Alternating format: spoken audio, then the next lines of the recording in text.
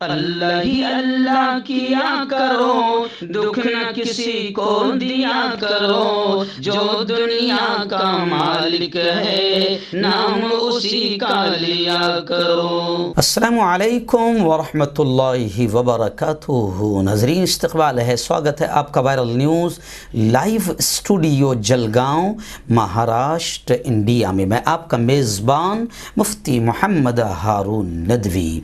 आइए प्यारे मुल्क भारत की बहुत ही ख़ास बड़ी 10 अहम ख़बरों पर नज़र डालते हैं। लेकिन सबसे पहले मैं अपील करूंगा, जो साथी नए हैं और अभी तक इस बेबाक सच्चे चैनल से जुड़े नहीं हैं, अगर आप चाहते हो कि आपको मुल्क भारत की और पूरी दुनिया की सही और सच्ची ख़बरें देखने और सुनने को मिले, तो फिर आप इस चैनल से जुड़ जाइए।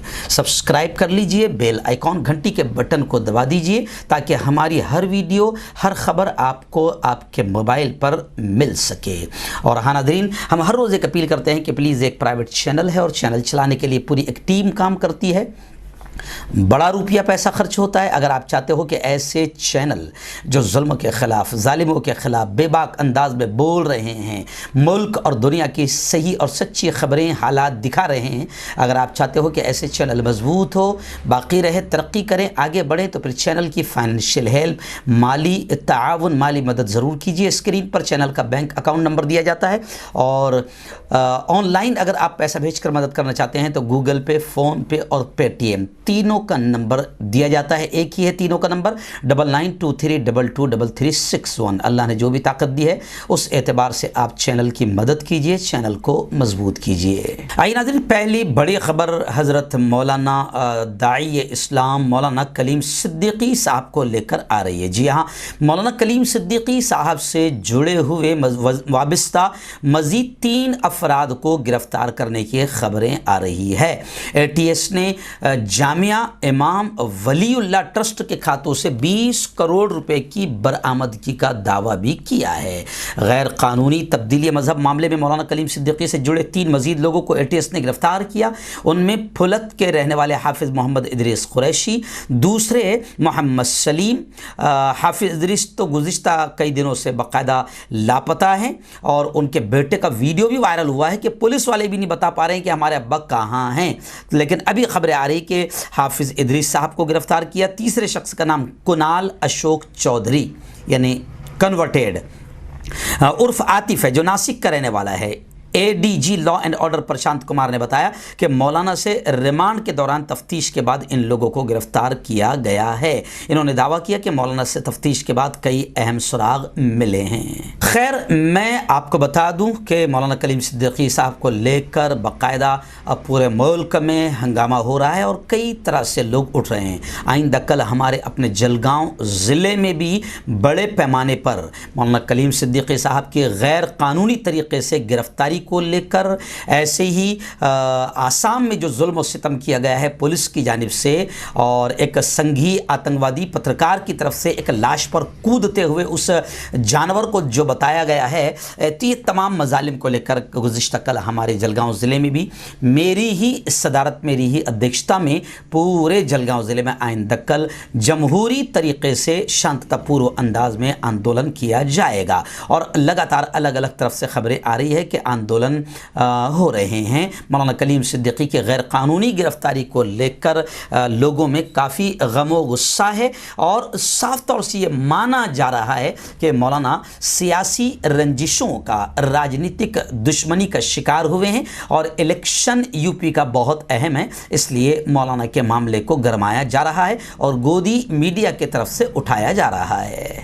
आइए नाज़रीन, आज मैं आपको बता दूं कि 27 सितंबर किसानों ने आज भारत बंद का ऐलान किया है, और ये तीनों काले अंग्रेज़ी कानून जो अंबानी अडानी जैसे लोगों को मालदार बनाने वाले हैं, गरीबों को और गरीब करने वाले हैं, किसानों की ज़मीन को यूँ समझिए कि किसानों को ग़ुलाम की हैसियत दिलाने वाले हैं, ऐसे षड्यंत्र और ऐसे जालिम कानून के ख़िलाफ़ आज पूरे मुल्क में किसानों ने भारत बंद का ऐलान पुकार लिया है, जिसकी तमाम तैयारियाँ मुकम्मल हो गई है। और मैं आपको बता दूँ कि 40 तंजीमों ने गुज़िश्ता यानी आज भारत बंद का ऐलान कर दिया है।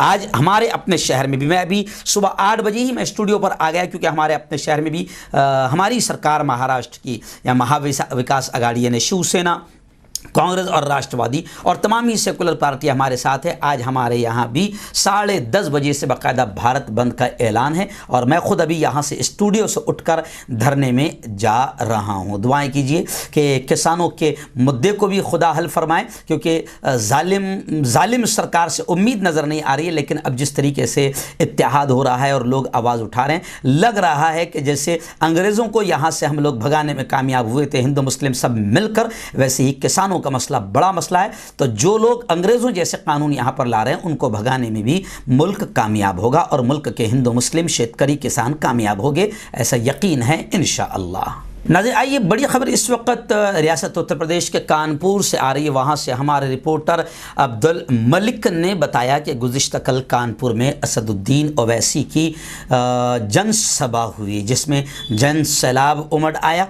गुज़िश्ता कल बाकायदा असदुद्दीन ओवैसी ने साफ तौर से कहा कि उत्तर प्रदेश सरकार ने जो तब्दीली मजहब कानून लाया है, ये संविधान के ख़िलाफ़ है, आइन के ख़िलाफ़ है, क्योंकि हमारे प्यारे प्यारे संविधान आर्टिकल 25 ने खुल कर हमें ये आज़ादी दी है कि हम अपने बिल्कुल आज़ादी के साथ अपनी मर्ज़ी से किसी भी धर्म को कबूल कर सकते हैं और अपनी आज़ादी के एतबार से अपनी मर्ज़ी से बालिग होने के बाद हम शादी कर सकते हैं। तो ये हमारे मजहब ने हमको सबको आज़ादी दी है। ऐसी धर्म के प्रचार और प्रसार की भी हमारे मजहब ने हर धर्म को आज़ादी दी है, लेकिन मुसलमानों को ख़ास तौर से टारगेट किया जा रहा है। तो असदुद्दीन ओवैसी ने कहा कि यूपी सरकार का ये कानून बिल्कुल आइन के संविधान के ख़िलाफ़ है और हमला करते हुए असदुद्दीन ओवैसी ने यह भी कहा है कि जनाब सेकुलर पार्टियां जैसे समाजवादी पार्टी हो या कांग्रेस हो, किसी ने कलीम सिद्दीकी साहब के बारे में बोला क्या? नहीं बोला। तो सेकुलर लोग क्यों नहीं साथ देते हैं? मुसलमानों से कहा कि देखो हम ही तुम्हारी आवाज़ उठा रहे हैं। और योगी हुकूमत पर निशाना साधते हुए उन्होंने कहा कि योगी हुकूमत ने चमड़े की जो सनत है उसको भी तबाह कर दिया है और मुसलमानों को ही सेकुलरिज्म का दर्स दिया जाता है। तो गुज़िश्ता कल उत्तर प्रदेश में बाकायदा अतीक खान या अतीक अंसारी है, मैं नाम भूल रहा हूँ, कि बड़े लीडर है जो इस वक्त जेल में बंद हैं, उनके बेटे ने भी गुज़िश्ता कल असदुद्दीन ओवैसी के स्टेज से बाकायदा भाषण किया, खिताब किया। आइए नाज़रीन, इस वक्त रियासत उत्तर प्रदेश की एक और बड़ी खबर आ रही है। जी हाँ, मेरे निगाहों के सामने रियासत उत्तर प्रदेश की बड़ी खबर ये आ रही है कि उत्तर प्रदेश और पंजाब काबीना में, यानी पंजाब की भी है, उत्तर प्रदेश और पंजाब काबीना में तोसी हुई है, मंत्रिमंडल को बढ़ाया गया है। तो योगी वजारत में, योगी मंत्रिमंडल में अब 7 नए चेहरे सामने आए हैं। पंजाब में एक मुस्लिम महिला, मुस्लिम खातून रज़िया सुल्ताना को भी वज़ीर बनाया गया। उत्तर प्रदेश में अगले साल होने वाले असम्बली इलेक्शन से पहले मुमकिना आखिरी काबीनी तोसी में वज़ीर आला योगी आदित्यनाथ ने अपनी काबीना में इलाका और ज़ाती मसावात को जहन में रखते हुए 7 नए वज़रा को अपनी वजारत में जगह दी है। गुज़िश्ता कल राजभवन में गांधी ऑडिटोरियम में गवर्नर आनंदीबेन पटेल ने नए वज़रा को, मंत्रियों को हलफ दिलाया, शपथ दिलाया। नाज़रीन, रियासत बिहार से हमारे रिपोर्टर ज़ीशान इलाही ने बड़ी खबर इस वक्त भेजी है कि बिहार के मशरक़ी चंपारण में गुज़िश्ता कल सुबह एक बड़ा हादसा पेश आया। मोतिहारी के शिकारगंज थाना इलाके के गोड़िया में सुकरहना नदी में एक कश्ती पलट गई, नाव पलट गई। इसकी वजह से नदी में सवार कश्ती में वहाँ पर सवार जो है तकरीबन 22 लोग नदी में डूब गए।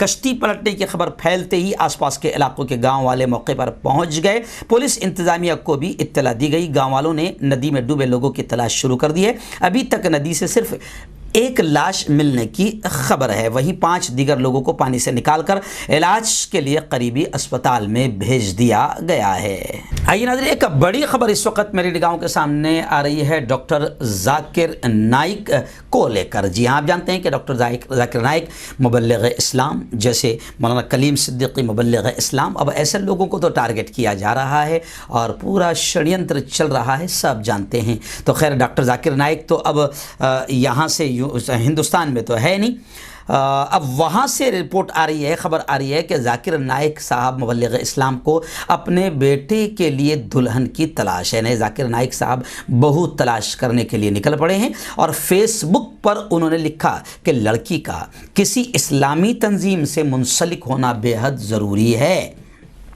इसमें उन्होंने अपनी बहू से मुताल्लिक बताया कि उन्हें अपने बेटे के लिए कैसी दुल्हन चाहिए। तो डॉक्टर जाकिर नाइक ने लिखा कि मैं अपने बेटे फारूक के लिए दुल्हन तलाश रहा हूं। उसके लिए एक अच्छे किरदार वाली मजहबी मुस्लिम लड़की की तलाश है ताकि मेरा बेटा और उसकी अहलिया एक दूसरे के लिए ताकत बन सकें।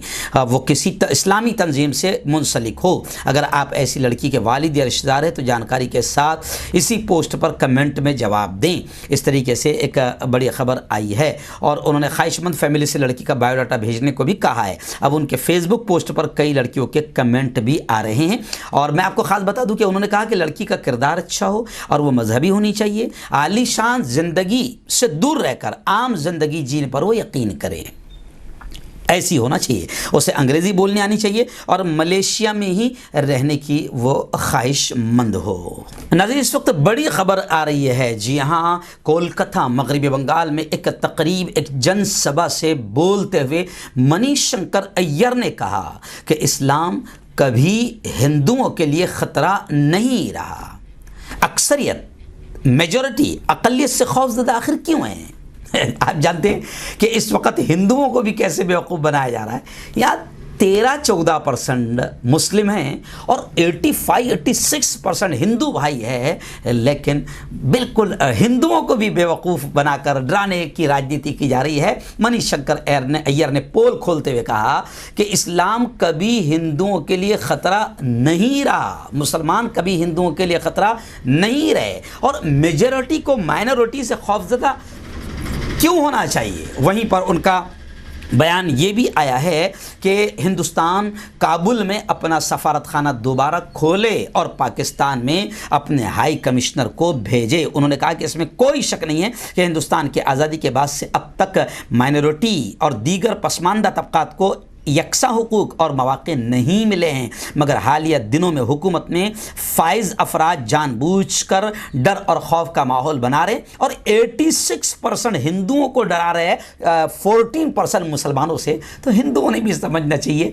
कि आखिर ये कितनी घटिया राजनीति खेली जा रही है, डर और खौफ का माहौल बनाया जा रहा है। आइए नाज़रीन, रियासत मध्य प्रदेश के भोपाल से इस वक्त, मध्य प्रदेश के खरगोन ज़िला से इस वक्त बड़ी खबर आ रही है कि शनिचर के दिन कई हिंदुत्ववादी तंजीमों ने मुबैना तौर पर गाय का गोश्त बरामद होने पर एहतजाज करते हुए एक जुलूस निकाला और शुरकाए जुलूस ने बंद करो, गौ हत्या बंद करो और गोली मारो सालों को जैसे नफरत वाले शरअंगेज नारे भी लगाए। बताया जा रहा है कि रैली पर पथराव के बाद हंगामा हुआ। पथराव के जवाब में रैली निकाल रही हिंदू तंजीमों ने भी पत्थरबाजी शुरू कर दी। इसके बाद इलाके में हालात कशीदा हो गए। इसे देखते हुए पुलिस ने भीड़ को काबू में करने के लिए लाठी चार्ज भी किया। दरअसल ये मामला खरगोन जिला के शहर का है। पुलिस अफसरान के मुताबिक गुज़िश्ता शनिचर को तकरीबन 12 बजे के करीब हिंदू तंजीमों के कारकुनान ने गौ हत्या का विरोध और मुलजिमीन की गिरफ्तारी के मुतालबे को लेकर अहम बाजारों से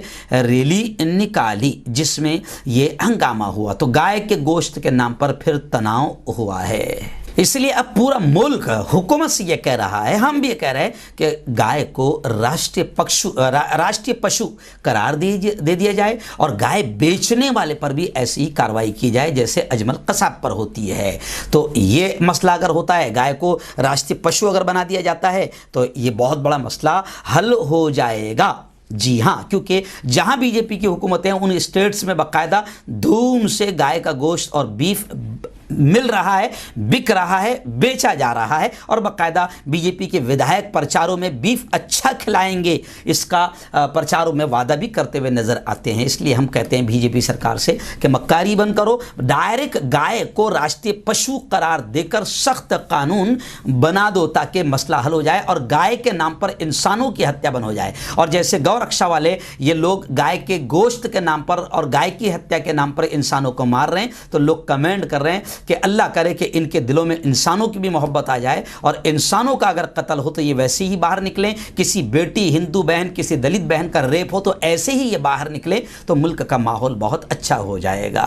नाज़रीन, इस वक्त बड़ी खबर आ रही है मुंबई से। जी हाँ, बॉडी बिल्डर मनोज पाटिल के विरोध में जय हो फाउंडेशन ने शिकायत दर्ज कराई है। सोशल मीडिया पर गर्दिश करने वाली एक खबर के मुताबिक जय हो फाउंडेशन के अध्यक्ष अफरोज मलिक और लीगल सेल के निगरान एडवोकेट आदिल खत्री ने बॉडी बिल्डर और सोशल मीडिया पर मशहूर बॉडी बिल्डर मनोज पाटिल के खिलाफ इक़दाम खुदकशी के मामले में मुंबई पुलिस में शिकायत दर्ज कराई है। शिकायत के मुताबिक मनोज पाटिल इक़दाम खुदकशी की नौजवानों में तशहीर कर रहे हैं। मनोज पाटिल का जो मैसेज है वो जवानों को, क्योंकि खुद बॉडी बिल्डर है, इतने मजबूत आदमी हैं और इतनी बुज़दिली इख्तियार कर रहे हैं। वो कह रहे हैं कि साहिल खान की वजह से साहिल खान पर इल्ज़ाम लगाते हुए कह रहे हैं कि इन्होंने ऑनलाइन मुझे हरासा, परेशान किया है, सोशल मीडिया पर बदनाम कर रहे हैं, जिसकी वजह से मैं खुदकुशी की तरफ कदम उठाने पर मजबूर हूँ। तो अब जय हो फाउंडेशन और लोग कह रहे हैं कि तू इतना मजबूत आदमी है और तेरे जैसा अंदर से और बाहर से दिखाई देने वाला इतना मजबूत आदमी और बुज़दिली की राह इख्तियार कर रहा है, तो तेरे फैन फॉलोवर्स में खुदकुशी का रुझान बढ़ेगा, जवानों में जवान गलत कदम की तरफ कदम बढ़ाएंगे। इसलिए जय हो फाउंडेशन ने इल्ज़ाम लगाया है और ये शिकायत दर्ज करवाई है कि मनोज पाटिल की इक़दाम खुदकुशी की वजह से नौजवानों में गलत कदम उठने की संभावना है। आइए नाज़रीन, एक अजीब व गरीब आखिरी ख़बर फ़िलहाल मेरी निगाहों के सामने है और मैं शुक्रिया के साथ मुंबई उर्दू न्यूज़ के ये ख़बर मैंने देखा हूँ कि मुंबई उर्दू न्यूज़ का सबसे पहले शुक्रिया अदा करता हूँ, क्योंकि दूसरी जगह मुझे और कहीं पर यह ख़बर नहीं मिली, लेकिन यहाँ पर मुंबई उर्दू न्यूज़ में मिली है कि एक अनोखी शादी, आपने ज़िंदगी में बहुत सारी शादियाँ देखी होगी, लेकिन एक अनोखी शादी इस वक्त सामने आई है। 66 ईयर 66 साल की दुल्हन है और 79 साल का दूल्हा है। जी हाँ, ये शादी उम्र के दहलीज अबूर करते हुए दो बुज़ुर्ग जोड़े ने अपनी मुस्तकबिल की ज़िंदगी, फ्यूचर की ज़िंदगी एक दूसरे के साथ गुजारने के लिए शादी कर ली।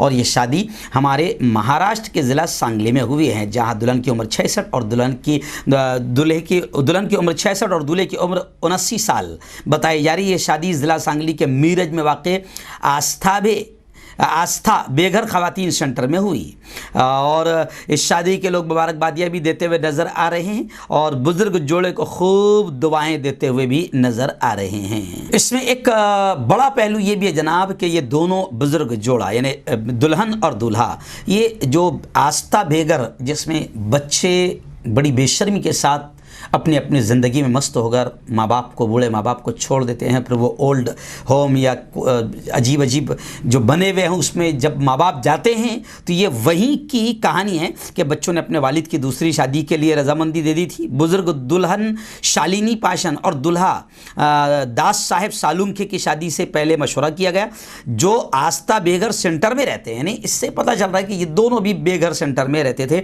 एक दूसरे को उन्होंने समझा और एक रोशन मुस्तकबिल के सफ़र को गुजारने का फ़ैसला किया। तमाम कानूनी कार्रवाइयों को मुकम्मल करने के बाद समाजी इस्लाह पसंदों और सावित्री बाई और महात्मा फुले की तस्वीर को फूल पेश किए और पुरानी रिवायत को बरकरार रखते हुए इन दोनों ने शादी की है।